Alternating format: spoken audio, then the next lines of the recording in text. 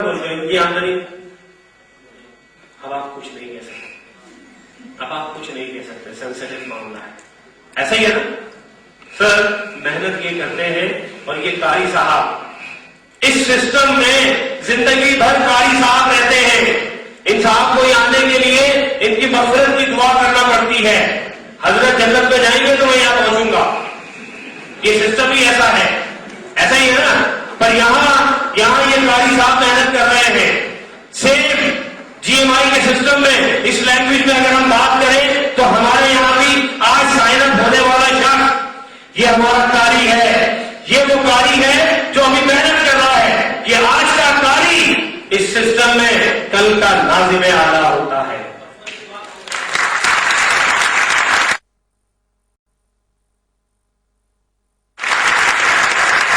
یہ سسٹم آپ کو اپرچونٹی دیتا ہے، ایک فریڈم دیتا ہے زندگی میں آگے بڑھنے کا کہ آئیے محنت کیجیے اور اسٹیپ بائی اسٹیپ آپ پہنچ جائیے ٹاپ پہ۔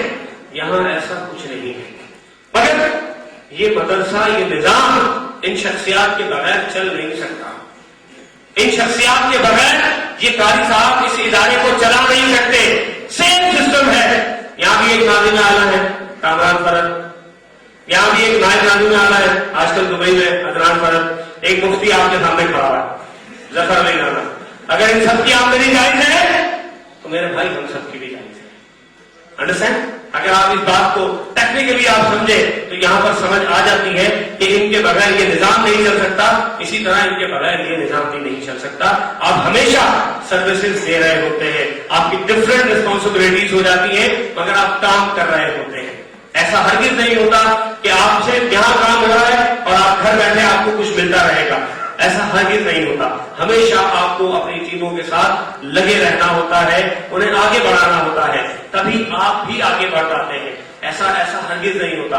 اگر سوچے نا یہ گھر جا کے سو جائے تو یہ بھی سو جائیں گے، یہ بھی سو جائیں گے، اور اس کے بعد رہ کون جائے گا؟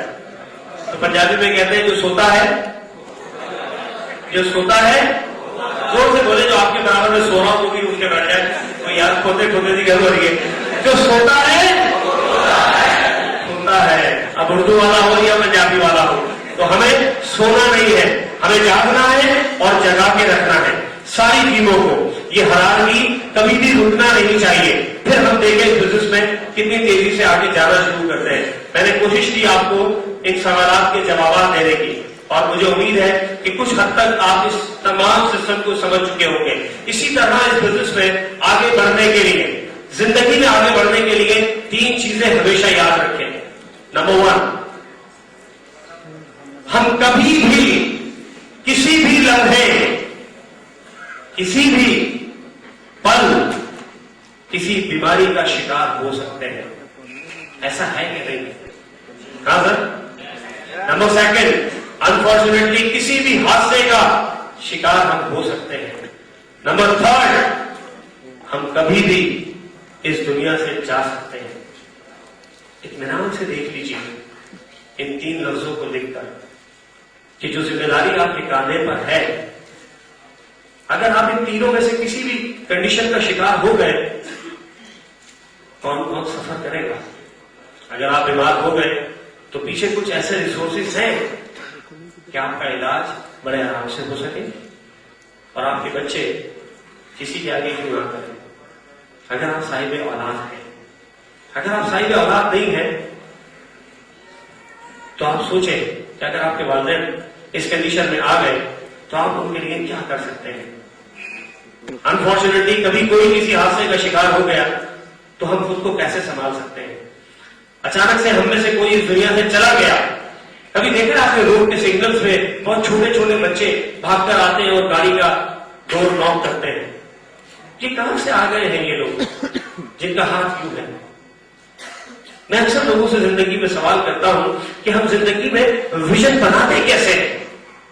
کبھی سوچا ہے ہم نے کہ ہماری جو رسپانسبلٹی ہے وہ اگر ہم نے ہی پوری کرنی ہے، بات کیا تھا؟ میں نہیں بات کرتا جی ایم آئی کی، چھوڑ دیں جی ایم آئی، ایک سائڈ رکھتے ہیں، آئیے زندگی میں تھوڑا سا حقیقت پسند بن کر بات کریں۔ کیا یہ تینوں کنڈیشنز ہر وقت، یہ 3 تلواریں ہمارے سر پہ لٹکی بھی ہے یا نہیں لٹکی بھی ہے؟ لٹکی بھی ہے یا نہیں؟ ہم نے اس کے لیے کچھ پلان کیا ہوا ہے کہ خدا نہ خواستہ اگر ایسا ہو گیا تو میں یہاں سے سروائیو کر جاؤں گا. بہت ہم سمجھتے ہیں کہ ہم سدا اسی طرح جوان رہیں گے, ہم اسی طرح ایکٹیو رہیں گے, ہماری آواز میں یہی روح دبدبا, ہمارے ہاتھ پاؤں میں یہی انرجی رہے گی. سر ایسا ہرگز نہیں ہے. آپ آج کے بزرگوں کو دیکھ لیں, یہ کل کے آپ سے اچھے جوان تھے مگر یہ آج بزرگ ہو گئے. کل آپ نے بھی اسی طرح عمر کے اگر اس حصے کو پہنچ گئے تو سر بڑا مشکل ہو جائے گا زندگی میں آگے بڑھنا. سنجیدگی سے سوچئے, اپنی زندگی کو حقیقت کے آئینے میں رکھ کر دیکھیے کہ اگر آپ 20 سال جاب کریں یا بزنس کریں, آپ سیونگ کتنی کر سکتے ہیں, بچت کتنی کر سکتے ہیں جس سے آپ کا گھر بنے گا, گاڑی بنے گا, بیٹی اور بہن کی شادی ہوگی. اطمینان سے اپنے ساتھ کے سوال لکھ کر خود بیٹھیے گا تنہائی میں, آپ کو جواب مل جائے گا کہ آپ زندگی کو لے کر کہاں جا رہے ہیں. پھر حقیقت پسند بن کر پلان کیجیے گا کہ ایک آپشن آپ کے ہاتھ میں آلریڈی ایسا ہے کہ جسے آپ سنجیدگی سے فل ٹائم اگر 2 سال محنت کریں تو آپ کی زندگی بدل کے رکھ سکتا ہے. مگر اس کے لیے آپ کو کچھ چھوٹی موٹی چیزوں کو چھوڑنا ہوگا. یا بہت سارے لیڈرز بھی میرے ایسے بیٹھے ہیں جنہیں میں بہت اچھی طرح جانتا ہوں کہ یہ چند چھوٹی چھوٹی چیزوں کی وجہ سے اپنے آپ کو بہت جلد کامیاب ہو سکتے ہیں مگر ڈیلے کرتے چلے جا رہے ہیں. ایک چھوٹی سی شارٹ ایگزامپل آپ سے بات کر کے اجازت چاہوں گا. افریقہ میں بندر بڑے ایکٹیو ہوتے ہیں, انہیں پکڑنا بڑا ہی مشکل ہوتا ہے. وہاں کے لوگوں نے ایک ٹیکنیک جو ہے وہ اڈاپٹ کی کہ جس کے تھرو انہوں نے سوچا کہ ہم بندرز کو پکڑ لیں. کوکونٹ کا یہ جو خالی شیلف ہوتا ہے ناریل کا, اس میں انہوں نے ایک سوراخ کیا اور وہ سوراخ اس طرح سے تھا کہ بندر کا ہاتھ اس کے اندر جا سکتا تھا. کیونکہ بندر بڑے شوق سے کھاتا ہے پینٹس, تو باہر جو ہے وہ مونگ پھلی کے دانے کچھ دور تک ڈال دیے جاتے ہیں.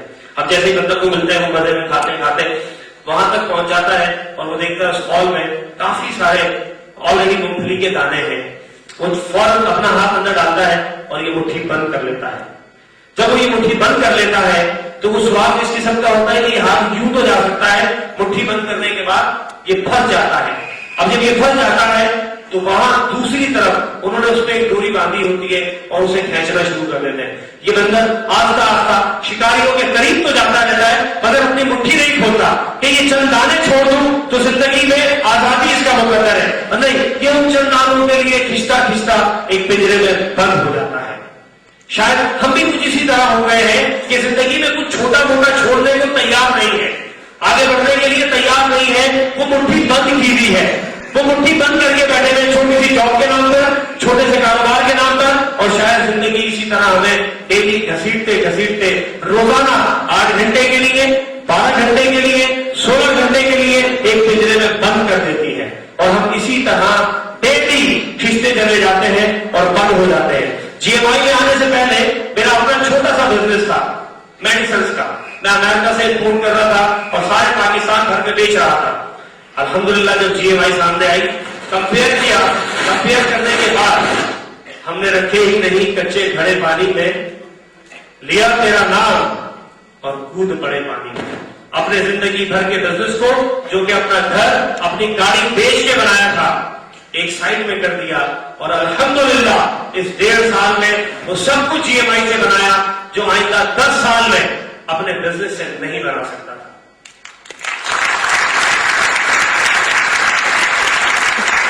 اور الحمدللہ اسی پلیٹ فارم سے اس قابل ہوا کہ ابھی کچھ دنوں پہلے الحمدللہ اپنی معراج بھی کر لی. کہ زندگی میں ایک بڑی خواہش تھی کہ اللہ کریم وہ دن بھی لائے, وہ دن بھی زندگی میں آئے کہ میں بھی اس قابل ہو جاؤں کہ میری معراج ہو جائے. کہ تیری معراج کہ تو لوہو قلم تک پہنچا, میری معراج کہ میں تیرے حرم تک پہنچا. الحمدللہ چند دن ہوئے ہیں, ابھی حج کی شہادت ادا کر کے واپس آئے. اور یہ ساری بہاریں زندگی میں جی ایم آئی سے ہیں. الحمدللہ ان بہاروں کو آپ بھی انجوائے کر سکتے ہیں اگر آپ سنجیدگی کے ساتھ سوچیں, پلان کریں, سسٹم کو سمجھیں تو انشاءاللہ بڑی تیزی سے آپ آگے بڑھنا شروع کر دیں گے. اسی نیک امید کے ساتھ آپ سے جڑا ہو رہا ہوں کہ کڑی دھوپ کو ایک شام مٹا دیتی ہے. کڑی دھوپ کو, دوپہر کا وقت ہو, دھوپ میں کھڑے ہو کے یاد کرنا, کڑی دھوپ کو ایک شام مٹا دیتی ہے, مت کڑی دھوپ میں یہ بات بھلائے رکھنا. اور منزلیں خود سمجھ آئیں گی قدموں میں تیرے جو قدم رانا ظفر کے ساتھ بڑھائے ہیں، بس یوں ہی بڑھائے رکھنا. Thank you very much.